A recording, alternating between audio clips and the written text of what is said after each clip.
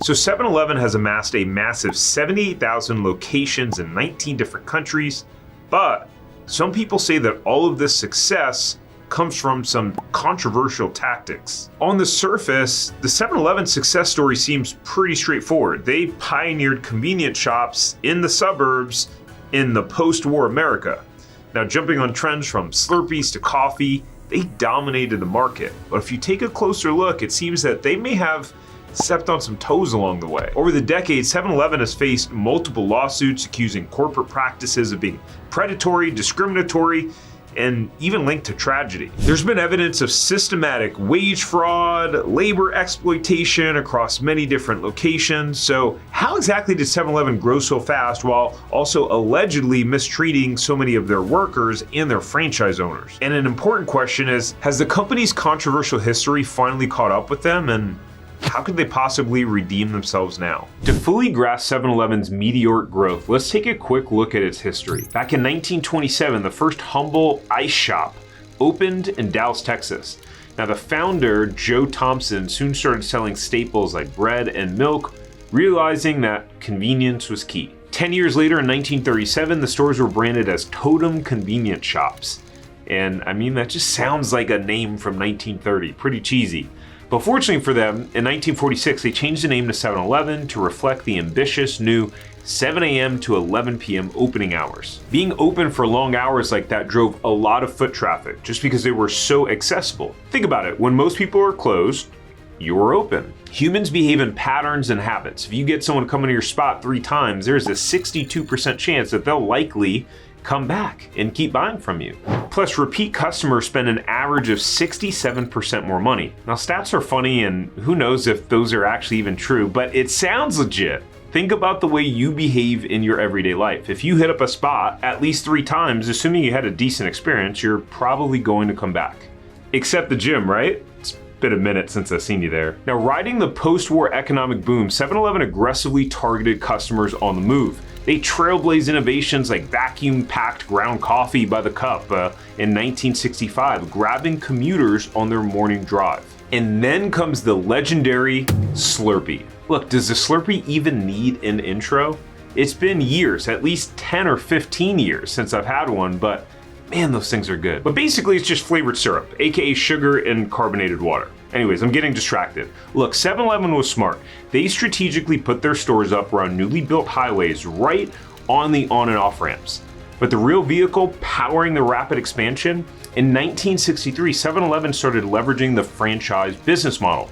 With franchising, 7-Eleven could essentially sell its proven brand packaged up as a business in a box. Franchisees put up their money for things like real estate, staff, and inventory, fronting the operational cost and effort. Meanwhile, 7-Eleven focused on marketing, supply chain, and of course, collecting franchise royalties. So thanks to eager franchisees hungry to buy into the popularity of 7-Eleven, their amount of stores saw parabolic growth. In 1963, there were 1,000 US locations. 6 years later, 3,500 stores. They would eventually open up a 7-Eleven in Hong Kong and later on in a bunch of other countries. Fun fact, so Japan actually has the most 7-Elevens in the world. So of course, the bigger it got, the more intense the spotlight and the criticism.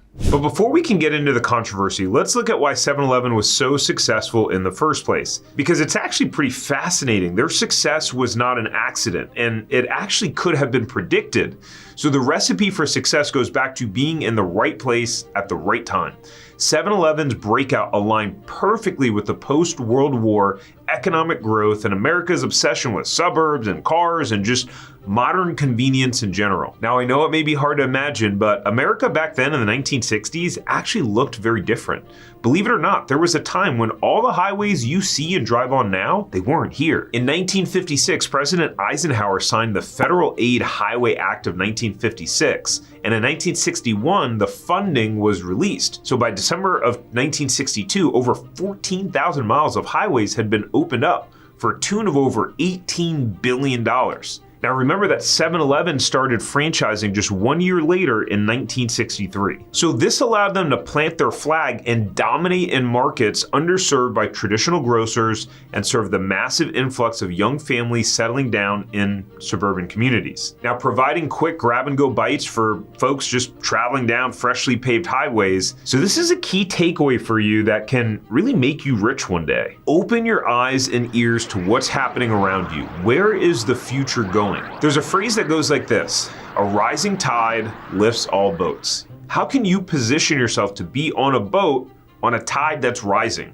One of those things is AI right now. How can you be involved in that? How can you go out and create value for other people, which could allow you to make millions of dollars? But back to 7-Eleven. On top of savvy timing and positioning, 7-Eleven strategically kept their costs low. The franchise model takes the financial risk of opening new storefronts off of corporate, and instead, franchisees are the ones putting up the capital. Except if you're Chick-fil-A. They put up the money for everything, but technically you don't actually own anything. You're really just an operator, so you're actually just buying yourself a job. But look, here's the thing. Franchise agreements also gave 7-Eleven extra control over supply chain and distribution. They had a highly complex supply chain, which is how they distributed all their products to the stores.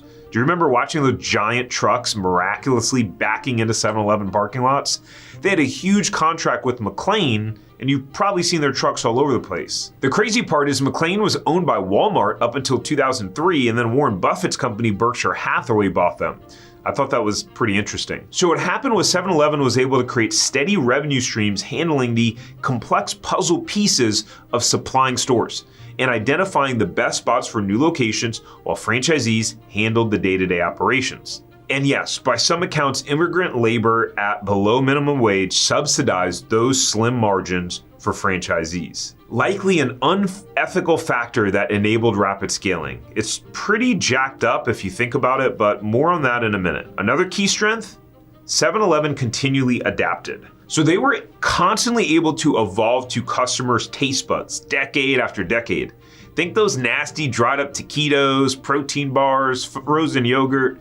7-Eleven was constantly testing new ways to stand out from the crowd. In the end, this laser-targeted accessibility, affordability, and just consistency of being everywhere struck gold.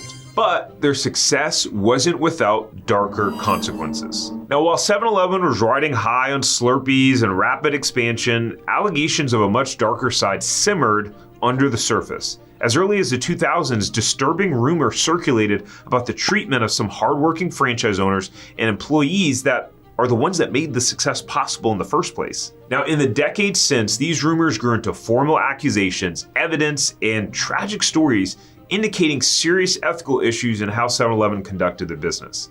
The biggest allegation? That 7-Eleven corporate engaged in or turned a blind eye towards predatory and discriminatory practices to aggressively optimize for profits, often at the expense of vulnerable franchisees and workers. For example, multiple lawsuits have accused 7-Eleven of targeting South Asian franchise owners, particularly immigrants, for termination. Why? So that they can resell those money-making locations and collect more franchise fees. This highly unethical tactic is known as churning, which is illegally stripping a business from someone just to resell it for a profit. And according to the lawsuit, South Asian immigrants were disproportionately selected as churning targets.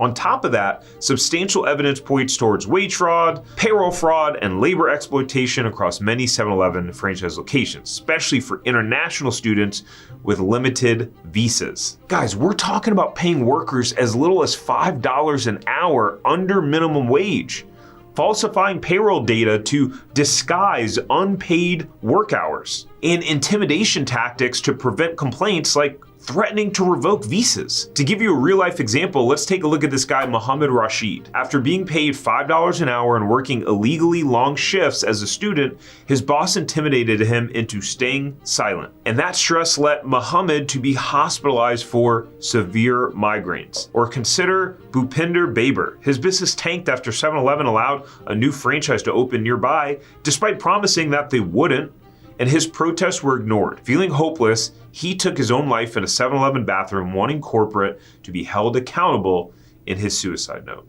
These gut-wrenching stories reveal the callousness and exploitation that numerous franchisees and workers allegedly endured behind the shiny Slurpee machines. So by the mid-2000s, the accusations and scandals had just really reached a boiling point. 7-Eleven faced mounting legal headaches as the oversight increased, and with several whistleblowers coming forward to speak about the injustices towards franchisees, specifically about wage fraud, which apparently was a massive problem in the Australian market. One whistleblower even said that the head office not just turning a blind eye, it's a fundamental part of their business. Like, they can't run 7-Eleven as profitably and successfully as they have without letting this happen. So the business is very proud of itself and the achievements and the money it's made and the success it's had, but the reality is it's built on something not much different than slavery. So now, with intense public pressure, regulators took action. Well, at least they did in other countries. Hard-hitting audits rating 56 stores in the Victoria, Australia area found that 30% of stores were breaching workplace regulations. Slapping 7-Eleven with compliance agreements, the government mandated centralized payroll processing and even biometrics to prevent further deception. Meanwhile, furious franchisees filed a flood of lawsuits seeking damages for predatory corporate practices. You know, some people say that owning a franchise is like buying a job, but it really just depends on the franchise system. And I think that was one of the issues with franchisees, is that they felt like they had no control or no say in their business. Whereas with a lot of other franchise systems, you truly are in charge. You get to call the shots in your business, not in 7-Eleven. So in 2021, 7-Eleven settled the class action lawsuit for $90 million. And all the negative PR, it battered consumer trust. Revenue and store traffic slowed despite attempts to introduce food innovations and ethical supply chain initiatives. And in the end, 7-Eleven faced consequences. $173 million paid in back wages, high-profile resignations, and NGO partnerships to save face. If you're wondering what in the world are NGO partnerships, so is I. It stands for non-governmental organization, and they essentially help to promote change within human rights and social progress. And look, while the company promises culture change, only time will tell if shoppers can ever view those spinning hot dogs and Slurpees the same again. For now, the corporate image stands stained, perhaps permanently, by scandal. Now, in terms of the numbers, the median 7-Eleven generates about $2 million in sales, which reportedly turns out to be very profitable for 7-Eleven and not so profitable for their franchisees. Which is why, if you've ever thought about owning a franchise or actually considering some of the good ones that make money, I made a video here diving into 5 low-cost franchises that make $1 million and are backed by data. Don't let the bad franchises scare you away. Many of the really good ones you've probably never even heard of before. Now, down below, there's a link to a free masterclass training on how you can make money with franchises and even get it funded. I'll see you on the next one.